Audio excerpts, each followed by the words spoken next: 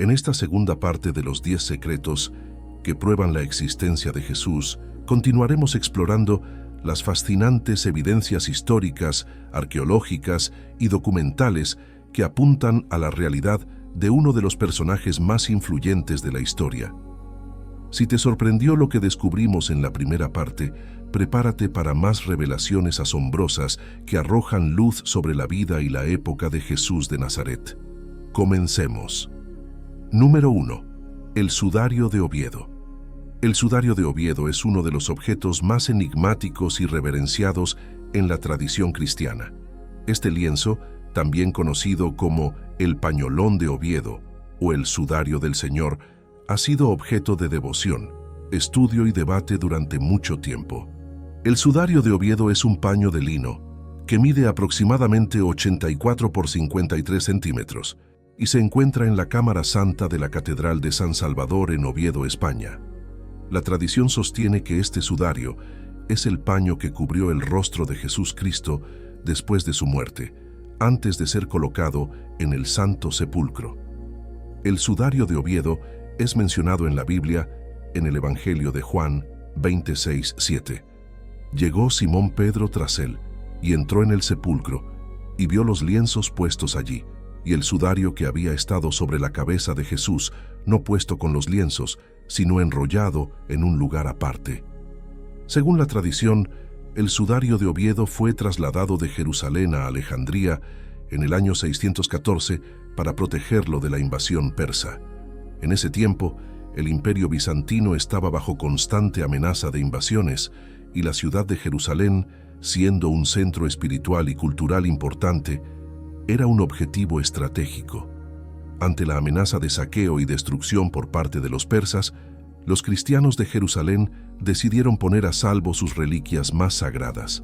Alejandría, que era uno de los grandes centros del cristianismo temprano y una ciudad relativamente segura en comparación con Jerusalén, fue elegida como el destino para proteger el sudario.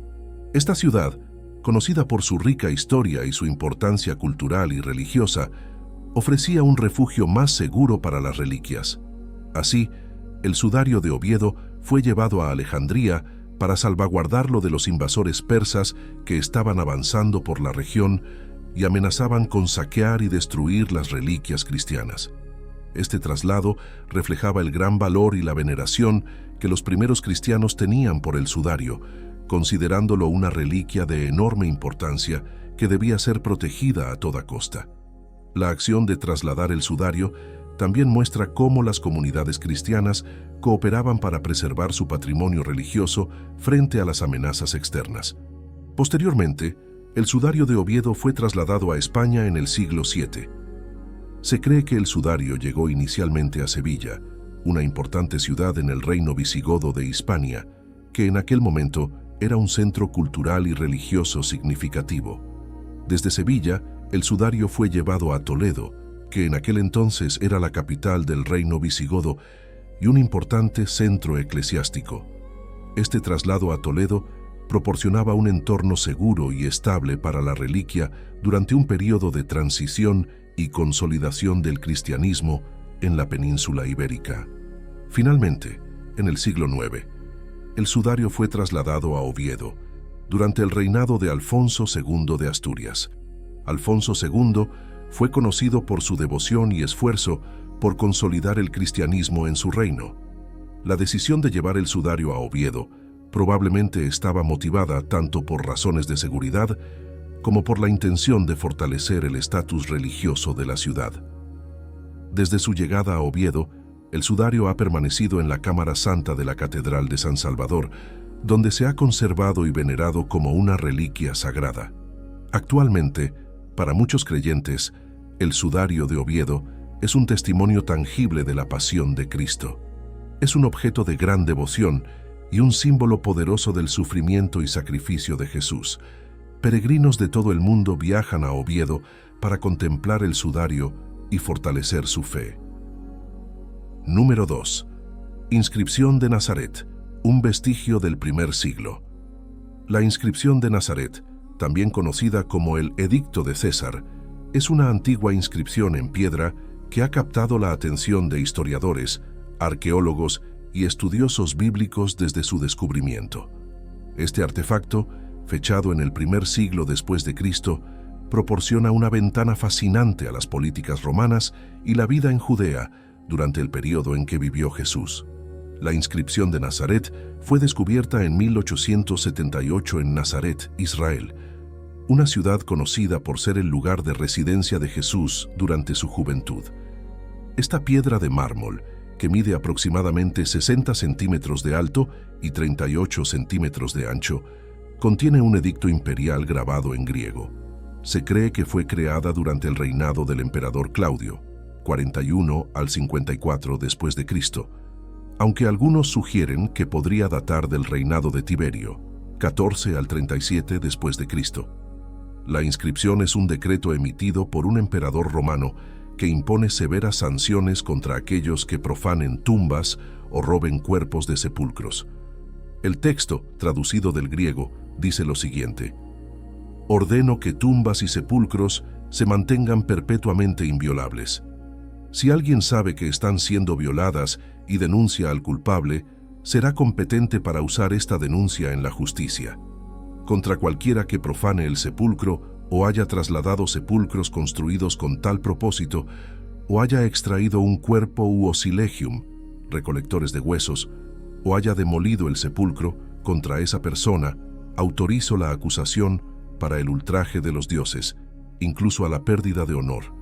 Porque es necesario que se honre a aquellos que han sido sepultados, no se le permite absolutamente a nadie mover a los que han sido sepultados. Si alguien lo hace, será considerado culpable de profanación de tumbas y será sentenciado a muerte. La inscripción de Nazaret tiene una importancia notable en varios aspectos. Inicialmente, el edicto refleja la preocupación del gobierno romano por mantener el orden y el respeto hacia los muertos, lo cual era crucial en una sociedad que valoraba profundamente las prácticas funerarias y los lugares de sepultura. Algunos estudiosos sugieren que el edicto pudo haber sido una reacción a las primeras noticias sobre la resurrección de Jesús.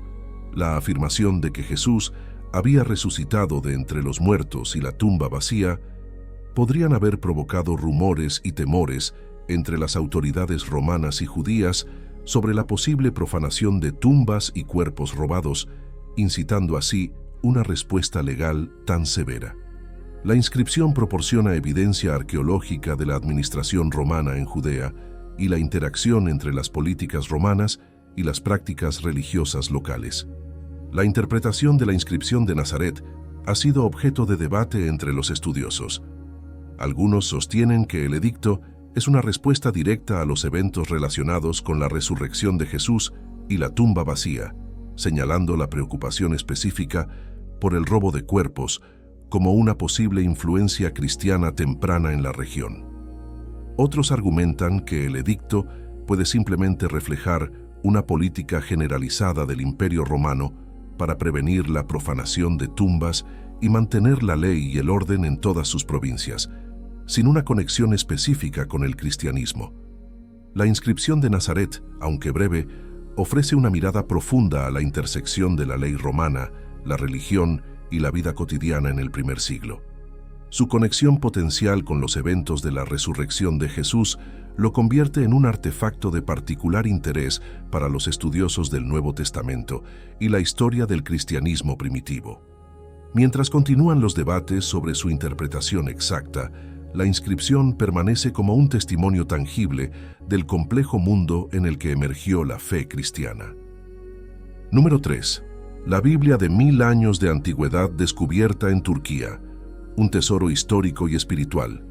La Biblia de 1000 años de antigüedad es una joya tanto para los historiadores como para los devotos cristianos. Este venerable texto, también conocido como una Biblia medieval, representa un vínculo tangible con la tradición cristiana y los esfuerzos de preservación y transmisión de las Escrituras a lo largo de los siglos. Las Biblias de 1000 años de antigüedad suelen provenir de la Alta Edad Media, un periodo que abarca aproximadamente desde el siglo V hasta el siglo XI. Durante este tiempo, los manuscritos bíblicos se copiaban a mano por monjes en los scriptoria de los monasterios. Un ejemplo notable es el Codex Amiatinus, producido en el siglo VIII, que es uno de los manuscritos bíblicos más antiguos y completos que existen. Estas Biblias fueron descubiertas en diversas circunstancias, a menudo en bibliotecas monásticas, archivos eclesiásticos y colecciones privadas. Su conservación ha sido un testimonio de los esfuerzos incesantes por preservar los textos sagrados a través de tiempos turbulentos, incluyendo invasiones, guerras y el deterioro natural. Las Biblias de este período fueron elaboradas en pergamino, un material duradero hecho de piel de animal. Los textos se escribían con tinta de alta calidad y a menudo se iluminaban con oro y otros colores vibrantes. Los manuscritos medievales presentan una caligrafía meticulosa y decorativa. Las letras capitales a menudo se adornaban con intrincados diseños florales y figuras, mientras que las ilustraciones podían incluir escenas bíblicas y retratos de santos. Estas Biblias no solo contenían los libros canónicos de las Escrituras, sino también comentarios, glosas y otros textos exegéticos que reflejaban el pensamiento teológico de la época. La existencia de estas antiguas Biblias es una evidencia de la continuidad y la fidelidad en la transmisión del texto bíblico. Cada copia refleja el rigor y la devoción de los copistas, quienes veían su labor como una forma de servicio a Dios. Las Biblias medievales son obras maestras del arte y la cultura medieval. Las ilustraciones y los diseños proporcionan una visión única de la iconografía, la moda y las creencias de la época. Los comentarios y las glosas incluidos en estos manuscritos ofrecen una ventana al pensamiento teológico medieval, revelando cómo se interpretaron y enseñaron las Escrituras en ese tiempo. Hoy en día muchas de estas Biblias se encuentran en bibliotecas y museos de renombre mundial, donde son objeto de estudio intensivo por parte de historiadores, teólogos y conservadores. La tecnología moderna, como la digitalización y la espectrometría, ha permitido a los investigadores examinar estos textos con un detalle sin precedentes, descubriendo nuevas capas de información sobre su fabricación y uso. Número 4. El estanque de Betesda. El estanque de Betesda, ubicado en Jerusalén, es un sitio de gran importancia histórica y espiritual. Este lugar, mencionado en el Evangelio de Juan, es conocido por ser el escenario de uno de los milagros de Jesús, la curación de un hombre paralítico. El estanque de Betesda se encuentra en el barrio musulmán de la ciudad vieja de Jerusalén, cerca de la iglesia de Santa Ana. El nombre Betesda deriva del arameo y significa Casa de la Misericordia o Casa de la Gracia. Este nombre es apropiado dado el propósito curativo que se le atribuyó al estanque en tiempos antiguos. En el período del Segundo Templo, año 516 a.C. al año 70 después de Cristo, el estanque de Betesda servía como un depósito de agua para la ciudad de Jerusalén. El Evangelio de Juan relata cómo el estanque estaba rodeado de 5 pórticos donde se reunían muchos enfermos, ciegos, cojos y paralíticos con la esperanza de ser curados. El relato bíblico describe cómo Jesús sanó a un hombre que llevaba 38 años paralítico.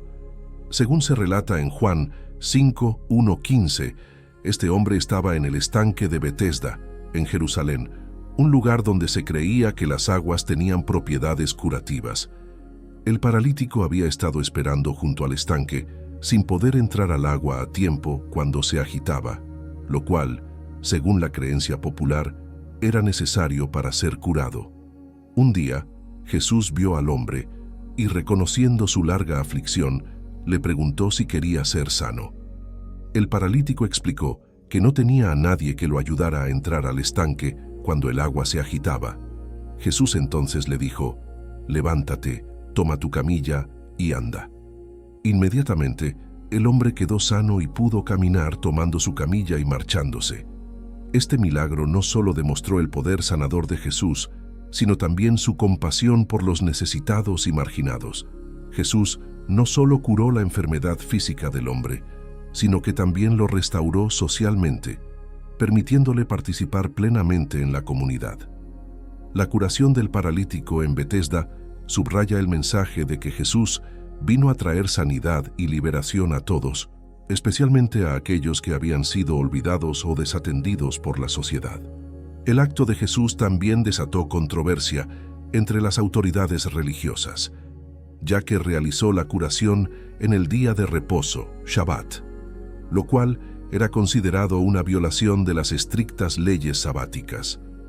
Cuando los líderes religiosos confrontaron al hombre por llevar su camilla en Shabbat, él les explicó que había sido sanado por Jesús. Este evento destaca no solo el poder milagroso de Jesús, sino también su desafío a las interpretaciones legalistas de la ley, poniendo el bienestar humano por encima de las tradiciones religiosas estrictas.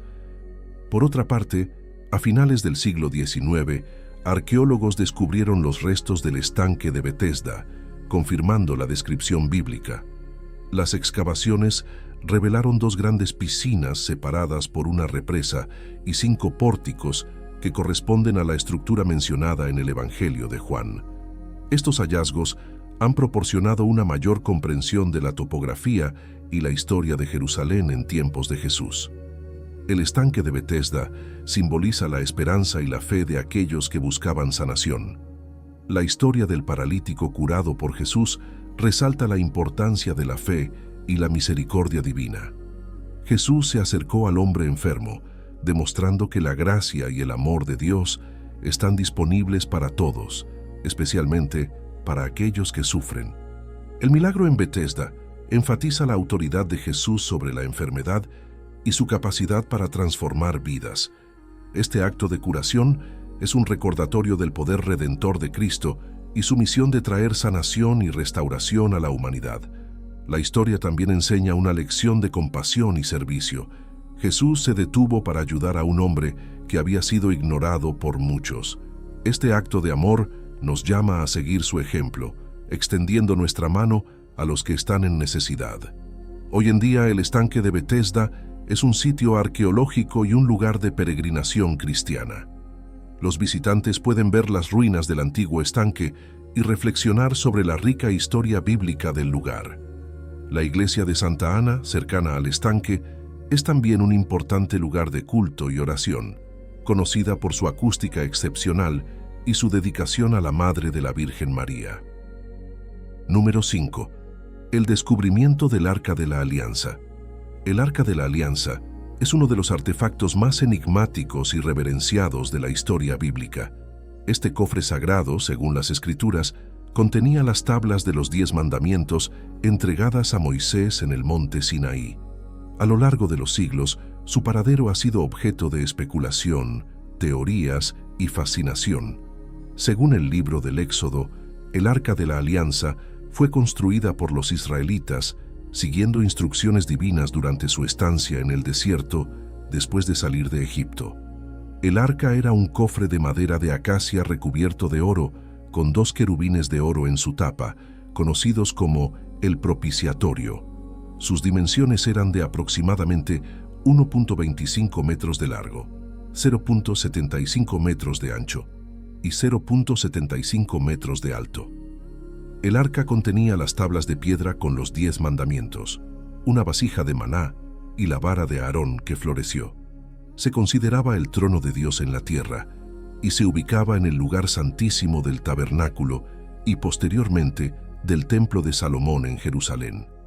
El arca simbolizaba la presencia de Dios entre el pueblo de Israel. Era llevada al frente en las batallas y se creía que tenía el poder de otorgar victorias y manifestar la gloria de Dios. Se dice que solo el sumo sacerdote podía acercarse al arca, y solo una vez al año, en el día de la expiación, Yom Kippur, para ofrecer sacrificios por los pecados del pueblo. La Biblia relata varios milagros asociados con el arca, como la separación del río Jordán para que los israelitas pudieran cruzar y la caída de las murallas de Jericó. El destino del arca tras la destrucción del primer templo por los babilonios en 586 a.C. es desconocido. La Biblia no registra su destino, lo que ha llevado a innumerables especulaciones y teorías. Una de las teorías más persistentes es que el arca fue trasladada a Etiopía. Según la Iglesia Ortodoxa etíope, El arca se encuentra en la iglesia de Nuestra Señora María de Sion, en Axum, custodiada por un solo guardián que tiene la responsabilidad de velar por el artefacto sagrado. Otra teoría sugiere que el profeta Jeremías ocultó el arca en una cueva del monte Nebo, en Jordania, antes de la conquista babilónica. Esta teoría se basa en el segundo libro de los Macabeos, 2:4-7, que menciona el ocultamiento del arca. Algunas teorías más especulativas sostienen que el arca fue llevada a Europa y está oculta en el Vaticano. Estas teorías carecen de evidencia concreta, pero han alimentado la imaginación popular. Numerosas expediciones arqueológicas han intentado encontrar el arca. La falta de evidencias claras y la naturaleza secreta de los posibles lugares donde podría estar oculta han dificultado estos esfuerzos. El uso de tecnologías avanzadas, como el radar de penetración terrestre, ha sido propuesto para explorar posibles sitios donde el arca podría estar oculta. Hasta ahora, estos esfuerzos no han tenido éxito en encontrar pruebas concluyentes. Hoy en día, el Arca de la Alianza sigue siendo uno de los mayores misterios de la historia bíblica y arqueológica. Su origen sagrado y su desaparición han dado lugar a innumerables teorías y relatos que continúan fascinando a creyentes y estudiosos por igual. Aunque el arca no ha sido descubierta, su legado como símbolo de la presencia divina y su importancia en la fe judeocristiana perduran. La búsqueda del Arca de la Alianza es más que una búsqueda de un artefacto. Es una búsqueda de fe, historia y el eterno anhelo de lo sagrado en el mundo moderno. Número 6. La casa de Pedro en Capernaum, un testimonio arqueológico del cristianismo primitivo. La casa de Pedro en Capernaum es uno de los sitios arqueológicos más significativos para la comprensión de los orígenes del cristianismo. Situada en la antigua aldea de Capernaum, en la orilla noroeste del mar de Galilea, esta casa es tradicionalmente identificada como la residencia del apóstol Pedro, uno de los discípulos más cercanos a Jesús. Capernaum es mencionada frecuentemente en los evangelios como un centro de la actividad ministerial de Jesús. Según los textos bíblicos, Jesús se estableció en Capernaum después de dejar Nazaret, Mateo 4:13. Fue en esta ciudad donde realizó muchos milagros y enseñanzas, y donde Pedro vivía, Marcos 1:29-31. Simón Pedro, también conocido simplemente como Pedro, era un pescador que se convirtió en uno de los discípulos más importantes de Jesús. Según la tradición, la casa de Pedro se convirtió en un lugar de reunión para Jesús y sus seguidores. Las primeras excavaciones en Capernaum comenzaron a fines del siglo XIX y principios del XX, pero fue en las décadas de 1960 y 1970 cuando se realizaron las investigaciones más detalladas por parte de arqueólogos franciscanos, bajo la dirección del padre Virgilio Corbo y el padre Estanislao Lofreda. Durante las excavaciones, los arqueólogos identificaron una casa que se destacó por su uso diferente al de otras viviendas de la época. Las primeras fases de la construcción datan del siglo I después de Cristo y consisten en una casa simple de paredes de basalto. En el siglo IV después de Cristo, la casa fue modificada y transformada en un lugar de culto, con paredes enlucidas y decoradas con inscripciones en griego, latín, siríaco y arameo. En el siglo V después de Cristo, una gran iglesia octogonal fue construida sobre la casa original, señalando la importancia del lugar como un sitio de veneración cristiana.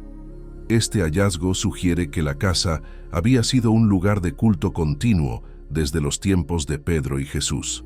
Según los evangelios, Jesús realizó varios milagros en la casa de Pedro, incluyendo la curación de la suegra de Pedro, Mateo 8:14-15, y la sanación de muchas otras personas, Marcos 1:32-34. Estos relatos subrayan la casa como un lugar de fe y milagros. La casa de Pedro se ha convertido en un importante sitio de peregrinación para los cristianos. Los visitantes vienen a este lugar no solo para apreciar su valor histórico, sino también para experimentar una conexión espiritual con los primeros seguidores de Jesús. la preservación y transformación de la casa en un lugar de culto reflejan la reverencia de los primeros cristianos por los lugares asociados con Jesús y sus apóstoles. La continuidad del uso religioso del sitio destaca su importancia en la tradición cristiana. En pocas palabras, la casa de Pedro en Capernaum es un testimonio viviente de los primeros días del cristianismo.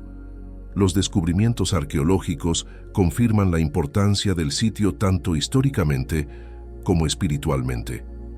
Como lugar de milagros y de enseñanza, y posteriormente como sitio de culto, la casa ofrece una ventana única al mundo en el que vivieron Jesús y sus discípulos. Para los creyentes, es un lugar donde la fe y la historia se encuentran, proporcionando una conexión tangible con las raíces del cristianismo. Número 7. El osario de Caifás.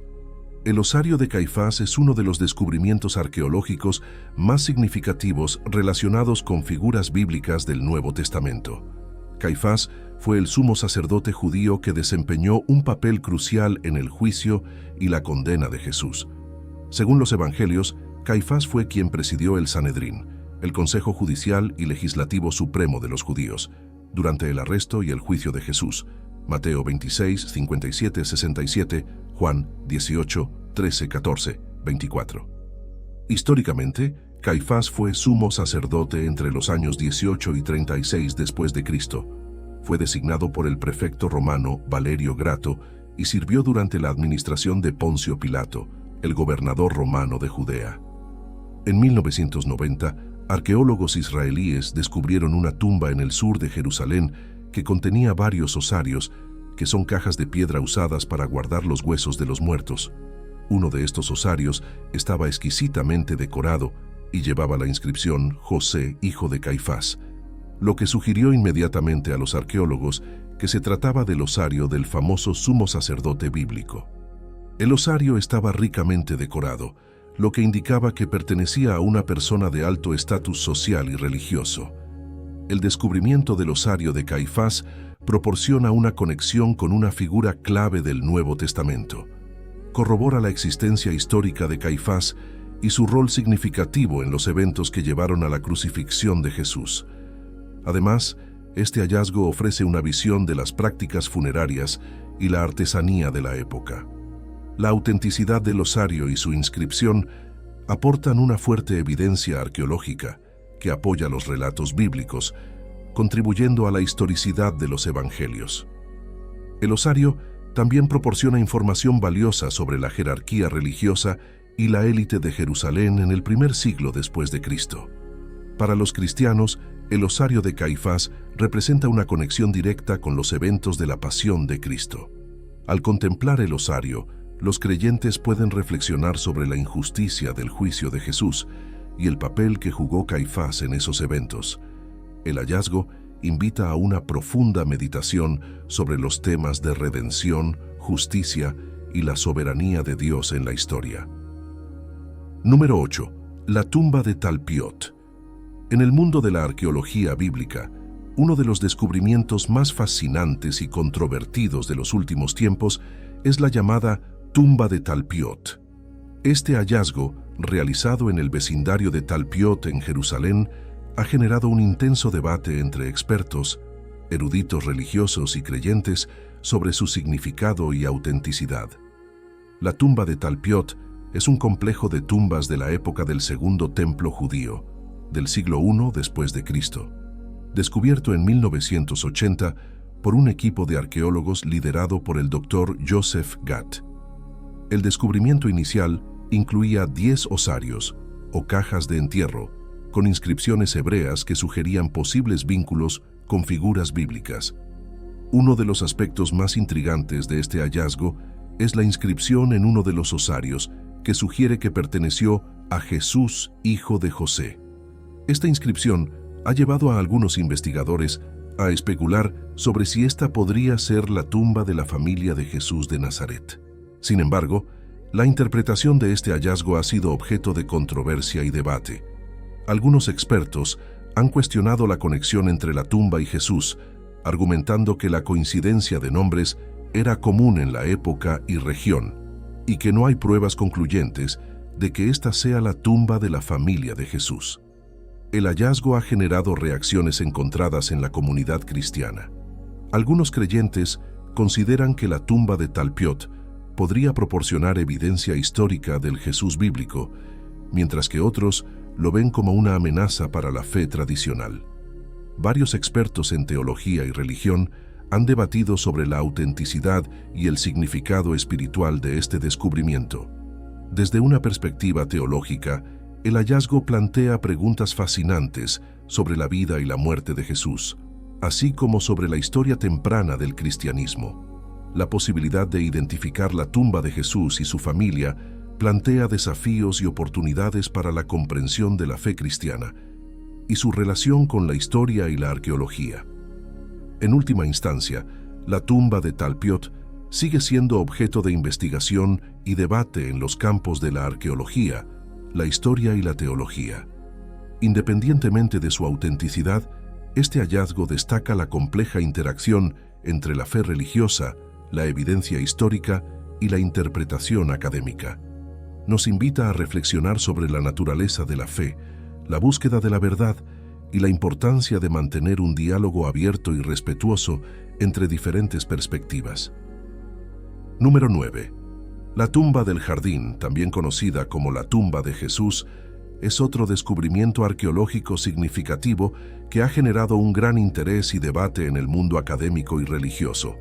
Este sitio arqueológico se encuentra en Jerusalén, en el área cercana a la iglesia del Santo Sepulcro, un lugar venerado por los cristianos como el sitio de la crucifixión, sepultura y resurrección de Jesús.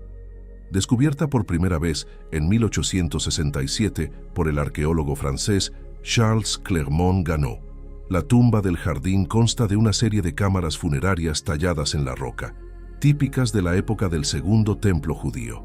Sin embargo, su identificación como la tumba de Jesús surgió mucho después, en 1980, cuando la arqueóloga israelí Lea Dissegni identificó inscripciones en griego y en hebreo que sugieren una posible conexión con el Nuevo Testamento. Una de las inscripciones encontradas en la tumba del jardín menciona a Jesús, lo que ha llevado a algunos investigadores y creyentes a especular sobre si este podría ser el lugar de sepultura de Jesucristo. Sin embargo, al igual que con la tumba de Talpiot, la interpretación de este hallazgo ha sido objeto de controversia y debate. Algunos expertos argumentan que la tumba del jardín podría ser auténtica y que su ubicación cerca del Gólgota, el lugar de la crucifixión de Jesús, respalda su identificación como la tumba de Jesucristo. Otros, sin embargo, son más escépticos y señalan que no hay pruebas concluyentes que confirmen esta afirmación. La importancia de la tumba del jardín radica en su potencial para arrojar luz sobre los eventos que rodearon la muerte y resurrección de Jesús, así como en su capacidad para enriquecer nuestra comprensión de la historia y la arqueología del cristianismo primitivo. Independientemente de su autenticidad, este sitio arqueológico sigue siendo objeto de investigación y estudio por parte de académicos y creyentes de todo el mundo. En última instancia, la tumba del jardín nos recuerda la riqueza y la complejidad de la historia cristiana, así como la importancia de mantener un enfoque crítico y reflexivo al evaluar la evidencia arqueológica y teológica. Nos desafía a explorar las conexiones entre la fe y la historia y a profundizar en nuestra comprensión de la vida y el legado de Jesucristo. Número 10. El Santo Sepulcro. El Santo Sepulcro es uno de los sitios más sagrados del cristianismo y uno de los destinos más venerados para peregrinos de todo el mundo. Ubicado en la ciudad vieja de Jerusalén, este lugar histórico es venerado como el sitio de la crucifixión, sepultura y resurrección de Jesucristo, eventos fundamentales en la fe cristiana. Según la tradición cristiana, el Santo Sepulcro se encuentra dentro de una estructura conocida como la Basílica del Santo Sepulcro, que fue construida por el emperador Constantino en el siglo IV después de Cristo, sobre el lugar donde se creía que Jesús había sido crucificado y sepultado. La basílica fue erigida como parte de un esfuerzo para preservar y conmemorar los lugares sagrados asociados con la vida y la muerte de Jesucristo. El complejo del Santo Sepulcro incluye varios sitios de interés, como la Capilla del Calvario, que marca el lugar de la crucifixión de Jesús, y la edícula, una pequeña estructura que alberga el sepulcro vacío, donde se cree que Jesús fue enterrado y posteriormente resucitó. Estos lugares están rodeados de una rica historia y tradición religiosa que atrae a millones de peregrinos y visitantes cada año. A lo largo de los siglos, el Santo Sepulcro ha sido objeto de disputas y conflictos entre las diferentes ramas del cristianismo, cada una de las cuales reclama ciertos derechos y privilegios sobre el sitio. Estas tensiones han dado lugar a períodos de conflicto y controversia, así como a esfuerzos de cooperación y diálogo interreligioso. A pesar de estos desafíos, el Santo Sepulcro sigue siendo un lugar de profundo significado espiritual para los cristianos de todo el mundo. Es un símbolo de esperanza y redención, un recordatorio tangible de la fe en la resurrección de Jesucristo y la promesa de vida eterna para aquellos que creen en Él. Al visitar el Santo Sepulcro, los peregrinos tienen la oportunidad de conectarse con la historia y la tradición de su fe, de reflexionar sobre el sacrificio de Jesucristo por la humanidad y de experimentar una profunda sensación de devoción y gratitud. Es un lugar de oración, adoración y encuentro con lo divino, donde los creyentes pueden experimentar la presencia viva de Dios en sus vidas. Queremos agradecerles por ver la segunda parte de nuestro video sobre las 10 cosas que prueban la existencia de Jesús. Su apoyo significa mucho para nosotros. Esperamos que hayan disfrutado explorando estos temas importantes y que les haya inspirado a profundizar en su fe. Gracias por acompañarnos en este viaje. Que Dios te bendiga y te proteja siempre. Amén.